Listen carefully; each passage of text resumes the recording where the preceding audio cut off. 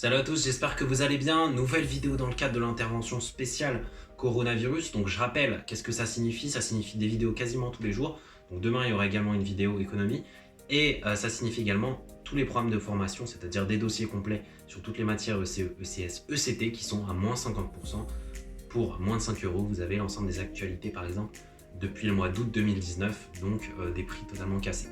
Aujourd'hui, on va s'intéresser à un sujet qui est tombé à l'ESSEC 2019. Le sujet est le suivant: les prélèvements obligatoires nuisent-ils à la croissance économique? Donc on va traiter ce sujet en s'attardant notamment sur la courbe de Laffer et voir de quoi il s'agit. Donc voilà, je vous laisse tout de suite avec cette vidéo. Après le générique, on revient tout de suite.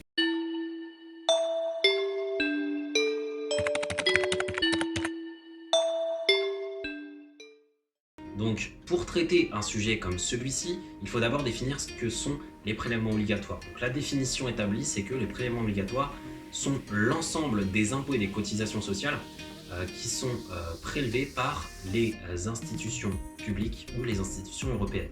Donc, grosso modo, dès que vous entendez prélèvement obligatoire, ça veut dire impôt, ça veut dire cotisation sociale et taxe fiscale également. Donc maintenant qu'on sait ce que sont les prélèvements obligatoires, il faut savoir qu'en France, grosso modo, selon une étude de l'OCDE de 2017 et de 2018, donc les prélèvements obligatoires sont stables dans les prévisions et s'établissent à peu près à 46%. Est-ce que c'est fort, est-ce que c'est faible? Il faut savoir que c'est extrêmement fort. La France fait partie des pays de l'OCDE où les prélèvements obligatoires sont les plus élevés, donc il faut le savoir. Alors maintenant, pour répondre à un sujet comme ça, il faut d'abord bien évidemment commencer par le oui. Les prélèvements obligatoires nuisent à la croissance économique pour un certain nombre de raisons. D'abord, ça a des problèmes et ça restreint le pouvoir d'achat des consommateurs et des entreprises. Et deuxième argument, on peut utiliser la courbe de Laffer également, qu'on va voir tout à l'heure. Pour un argument contre, donc un grand 2, on pourrait dire qu'effectivement, les prélèvements obligatoires ne nuisent pas à la croissance pour différentes raisons. D'abord parce que prélèvements obligatoires permettent les investissements publics. Les investissements publics, selon les théories keynésiennes, créent de la croissance économique. Et également que toutes les institutions qui sont érigées, ça sert la croissance économique, ça permet la circulation, etc. Et tout ça permet la croissance économique également. Troisième partie, finalement, on pourrait dire, mais finalement, est-ce que la meilleure solution ne serait pas de non seulement permettre que les prélèvements obligatoires puissent servir la redistribution, parce que les prélèvements obligatoires permettent justement de redistribuer toutes ces richesses, mais également que le meilleur monde serait des prélèvements obligatoires qui s'adapteraient aux conditions économiques, que ce soit structurelles ou conjoncturelles d'un pays. Ça veut dire quoi? Ça veut dire des taxes qui soient redistributives et qui soient également progressives. Contrairement à des taxes qui sont inégalitaires, comme par exemple la TVA. On sait que la TVA est une taxe extrêmement inégalitaire parce que ça touche pour la même proportion les petits portefeuilles comme les très riches. Voilà, donc pour revenir sur le grand 2, sur le grand 1, et notamment l'argument que vous voulez développer dans cette vidéo, c'est-à-dire la courbe de Laffer, il faut savoir, donc Arthur Laffer est un économiste du XXIe siècle et du XXe siècle également. C'est un économiste de l'offre, alors en tout cas sa théorie s'en apparente.